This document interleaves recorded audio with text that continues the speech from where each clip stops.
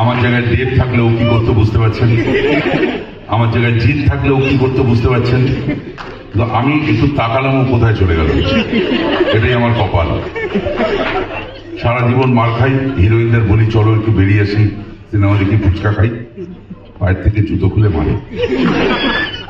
কিন্তু হিরো দেখলে ও মারতে গিয়ে বলে বুকে ঝাঁপিয়ে পড়ে। আমি নিজের চোখে দেখেছি সদানের প্রমোশন করতে গিয়ে সুন্দর সুন্দর মেয়ে দেবকে জড়িয়ে ধরে পুরো মুখটা লাল করে দিল। আমি একজন দিকে তাকে বললাম আমার কাছে এসো। না বাবা। আবার নিজের চোখে দেখেছি আমি, আমরা ফাংশন করতাম একটা সময়, প্রচুর জায়গায় ঘুরে বেড়াতাম, অ্যাঙ্কারিং করতাম স্টেজে গ্রামগঞ্জে। তো আমাদের ওই টিকিট বিক্রি শো হতো, সুন্দর গ্রিন রুম হতো, ঘেরা গ্রিন রুম। বাউন্সার যেমন থাকে, বাউন্সার প্রসেনজিৎ চ্যাটার্জি গ্রিন রুমের ভেতরে, বাইরে বাউন্সার, দুটি অপূর্ব সুন্দরী এরকমই।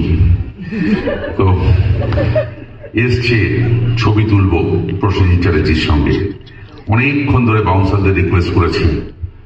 ওপরে গান গাইছেন তখন অর্পিতা চ্যাটার্জি, একটু নাচ হচ্ছে, আমি নিচে নেমেছি একটু চা খেতে, একটা চেয়ারে বসেছি। ওরা আমাকে দেখলো, দেখে চলে গেল।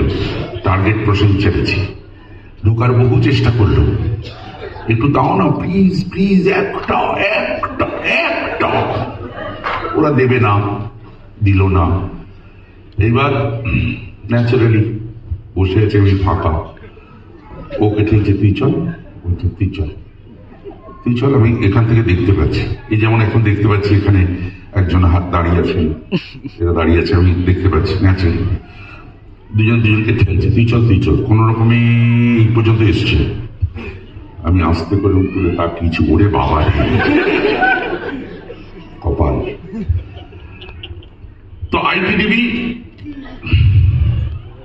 আপনারা একটা কম্পিউটারের কোনো সংস্থা, অ্যাপ নিয়ে কাজ হয় বা যাই হোক। আমি কম্পিউটারে কিছু বুঝি না, অঙ্কে 3 পেতাম, আর্টসের স্টুডেন্ট। কোন রকমে গ্র্যাজুয়েশন কমপ্লিট করার মানে যখন গ্র্যাজুয়েশনে গেলাম তখন আর্টস নিয়ে পড়েছি, 11 থেকে আর্টস নিয়ে পড়েছি। কম্পিউটার মাথায় ঢোকে না, ইভেন মোবাইল ফোন আসে, ফোন ধরে কোন রকমে ফেসবুক হোয়াটসঅ্যাপটা করি, বাকি ফোনের এত ফিচার্স আমি কিছু করতে পারি না। আমার সঙ্গে একজন আছে, তাকে বলি একটু দেখে দেবি এটা কি এটা কি এটা। তো আপনাদের সংস্থায় আমায় ডেকেছে যে আসতে হবে, কিছু অ্যাওয়ার্ড দিতে হবে। বিলিয়নকে ডেকেছে, কেন প্রসেনজিৎকে বা দেবকে জিতকে ডাকেনি আমি জানি না, তাদের ডাকলে ভালো হতো। আমি স্টেজে দাঁড়িয়ে কথাও বলতে পারি না, যেটা পারি হয়তো 2-1 ডায়লগ বলতে পারি, মজা দিতে পারি। এই যে কথাগুলো বললাম আপনাদের একটু আনন্দ লাগলো, মজা লাগলো, মজাটুকুই নিন। বাকি আইটিভি সম্পর্কে আমি কিছু বলতে পারবো না, ক্ষমা করবেন। যেটাই হোক, ভালো হোক, সুন্দর হোক, আগামী দিন আরো এগিয়ে চলুক আইটিভি সুন্দরভাবে। আপনাদের যা অনুষ্ঠান হয়, যা আপনাদের কাজকর্ম অনেক সাফল্য লাভ করুক, এইটুকু আমি প্রার্থনা করব, কামনা করব। শুভেচ্ছা রইল, ভালোবাসা রইল। সকলে মিলে করো।